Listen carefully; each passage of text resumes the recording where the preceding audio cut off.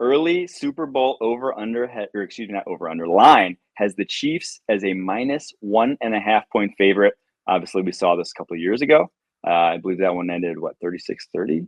30, Chiefs ended up winning 38-35. I think I was actually looking at the wrong Eagles Super Bowl there when I said 36-30. 38-35. Obviously, it was a fantastic Super Bowl. So if we get that one again, I don't think anyone's going to complain. But it is tough to get like hyped about the same Super Bowl twice in 3 years. It doesn't have the same cachet as I think NFL fans, just on the whole, one of the things they love about it is that you get the replenishment, right? You get the new playoff teams every year. You get the new blood. Seeing same Super Bowl matchup in 2 years, I do wonder how that will fare. I just wonder how the ratings will be. Because I think we talked about last week on Pushing the Pile what matchup would be the best for ratings. I was of the opinion that I thought new blood in the playoffs would be best for ratings. And so I thought Bills, and then I also Bills Commanders would have been best. But Pete pushed back and said that he thought that this was the best matchup for ratings. What's your take on that? Do you think this is the best matchup for ratings? No. I like you said, I'm in the boat of the same game twice in 3 years is not attractive. This was one of those where I think it would have been Bills Eagles. I think the Bills getting in. Okay. People want to see a team win a Super Bowl for the first time. The Bills have a storied history. That's all we would have talked about the next 2 weeks is how they lost 4 Super Bowls in a row, all to NFC East teams. And so they would either go into this game winning their first Super Bowl ever or just getting swept out of existence by the NFC East with 5 Super Bowl losses to 4 NFC East teams. And I just feel like people would have been interested in that. But I guess Commanders, I do agree with new blood. I think there had to be some new blood, whether it was one team or both teams, that's what would have drawn the most interest. But really, this is your fantasy Super Bowl because you got the rematch and you got your buddy Tom Brady on the call, Renner. Oh, man. Brady. Can't wait, actually. I am kind of excited to hear how he calls it. But the most interesting storyline to me heading into this one, and it's probably not interesting to other people, but is the Eagles and how much they've turned over this defense. I'm just looking at the names of the starters on the defense that was in the Super Bowl 2 years ago. It was a very good defense back then, but Marcus Epps, CJ Gardner-Johnson were your safeties. TJ Edwards, Kaiser White were your linebackers. Javon Hargrave, Fletcher Cox, your DTs. Josh Sweat, Hassan Reddick, your starting defensive ends. Darius Slade, James Bradbury, your starting corners with Avonte Maddox in the slot. You got Gardner Johnson, Slay. I mean, I know Josh Sweat plays, but he's not really like the guy there anymore off the edge.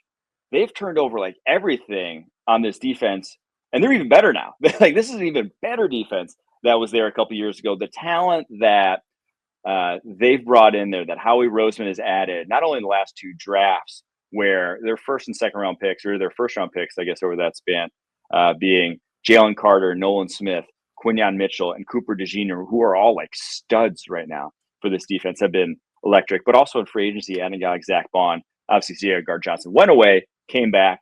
There's just been a lot for this Eagles team of turnover, but they're somehow like even better because of it. I think that to me is the most interesting. And it doesn't seem possible that they're even better. And like you said, it's really a testament to Howie Roseman because he's the guy who's building this roster. And for a general manager to get in a Super Bowl 2 years ago, where you're kind of saying, hey, let's keep the core of the team together. And that's how we're going to make future Super Bowl runs. No, Howie Roseman says, I'm going to tear things up. I'm going to rip them apart. I'm going to make trades. I'm going to go out to free agency and get Saquon Barkley. I'm going to hit home runs in the draft and get guys like Jalen Carter. I'm just going to do whatever I want. And we're just going to keep being good because this is their 3rd Super Bowl in 8 years. I mean, if you go back to 2017 when they won a Super Bowl with freaking Nick Foles as their quarterback who beat Tom Brady. So it should be even more fun for Brady to call an Eagles Super Bowl.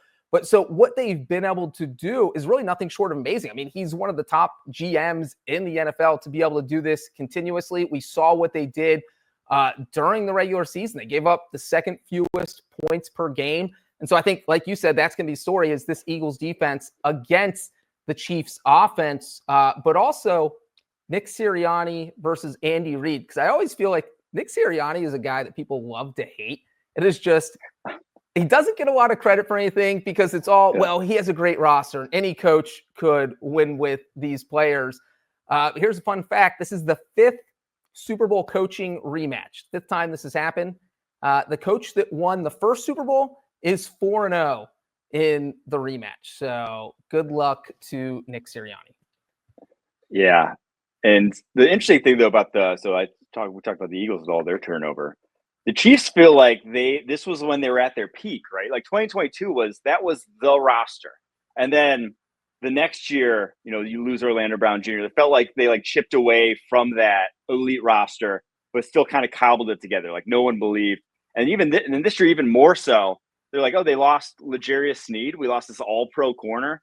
And it felt like they've even lost more each year on year, but somehow they're still there. Like they're still surviving, and they've only lost 2 games this year.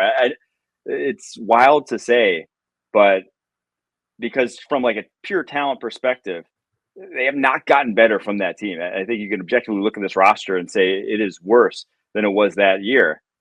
But they're back here and they're the favorites. They're 1.5 point favorites against this loaded Eagles roster. It is truly incredible what Pat Mahomes, Andy Reid, Steve Spagnuolo, just how much play you get out of that triumvirate because they're so dominant, all three of them, at what they do.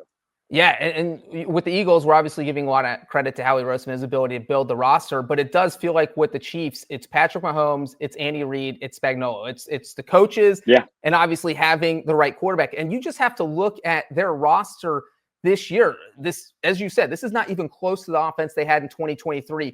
If you look at the actual receiver position, they didn't have a single player go over 650 yards the entire regular season. They had no one. I mean, Xavier Worthy, Travis Kelce led the team, but as a tight end, the actual receiver position, Worthy had 638. So that was it. That's your leading wide receiver, and you're going 15-2 and winning games. And you ask yourself, how the hell do they keep doing this? Then you watch a game like the AFC title game, and you're saying, oh, Juju Smith-Schuster had 60 yards. Where the hell did he come from? Oh, Hollywood Brown, who had 0 catches last week, had 3 for 35 in this game. And so Samaje Perine had 1 catch the entire game, and it sealed the win and got them to the Super Bowl. Just all these guys that you don't expect to make plays in Kansas City because Andy Reid just sets everyone up for success, and Patrick Mahomes knows how to dish out the ball. So it is just nothing short of amazing what they do with a roster that not everyone could win with. Obviously, Mahomes is great, Andy Reid's great, but you look at the rest of the roster, it's not as strong as all around as the other roster, a few other rosters in the NFL. Yeah, it truly is. And inevitable. All right. There's your show. We'll talk about the Super Bowl throughout the next 2 weeks. You'll have no shortage of Super Bowl previewing. That's it. Honestly, by next week, you'll probably be sick of it, unfortunately. But that's just the nature of the beast.